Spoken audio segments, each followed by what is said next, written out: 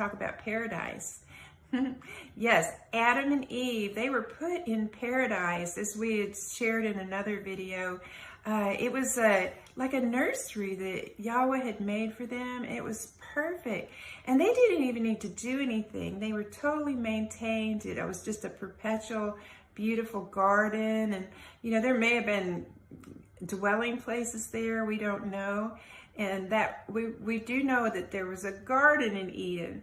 And Yahweh told them, just go have fun, have children, multiply, and just reign throughout the earth. He gave them the authority to rule the earth. So they were the rulers of the earth.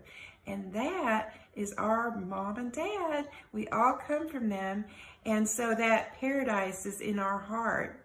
And but he did give them one rule. And that was, hey, that tree over there, don't eat of it or you'll die.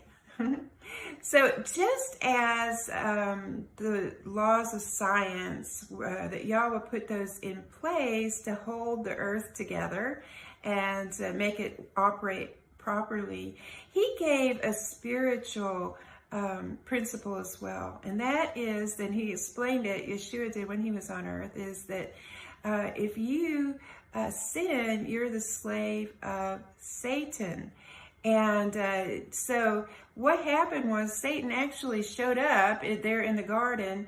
And in episode 24, we talked about the master of mutiny and what he did in heaven and how a third of the angels he convinced to enter into mutiny with him. And they were all kicked out of heaven. So now here Satan is. We see him again showing up here on earth, talking to Adam and Eve. And he deceived Eve, the scripture says, but in both instances, what he said to them was that they couldn't trust Yahweh, and he was holding something back from them. And he talked them into entering into mutiny with him, just like he did the angels. And he did, and he took that fruit and he disobeyed. He sinned against Yahweh. And from that very moment, he entered into slavery to Satan. And because of that, he relinquished all his authority that he had over earth. And it was a very powerful position. But since he was now the slave of Satan, Satan had the authority over the entire earth. It's so sad. And now every single human being that was born into their race comes into this world in the same slavery.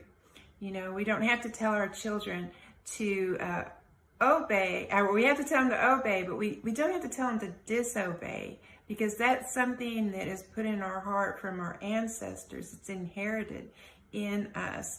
And so we have a propensity that we are in mutiny when we're born against Yahweh, and our parents too, right? So so anyway, that is the story of how the paradise was lost and how Satan got the keys, the authority over this earth. As he appeared to Yeshua when he was on earth, he took him up on a very high mountain and he showed him all the kingdoms of the earth. And he said, these have all been relinquished to me, and I can give the authority over them to whomever I wish. And Yeshua did not argue with him because it was absolutely true. So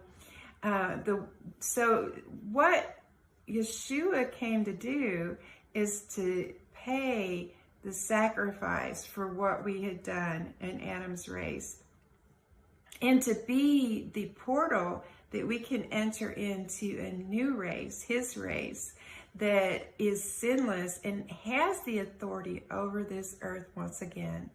And so that is our way to be delivered, to be freed from slavery to Satan, and stand up just like he created in Adam and Eve and rule this earth. And he gives us all power and authority against the enemy. And so it's a wonderful thing to learn and stand in that authority, take our position. And we do that through Yeshua, through abandoned surrender into co-death, co-burial, and co-resurrection with him, we're engrafted into him, and we are his race, and we are a kingdom of priests, and we rule this earth. So I encourage you to stand in that, and let's rule. Let's take back what the enemy has stolen. So I look forward to talking to you next time, but until then, I want you to know you are so special. You are unique. There's no one like you. Yahweh made you for a very special purpose. And I love you, and he loves you. And until next time, shalom.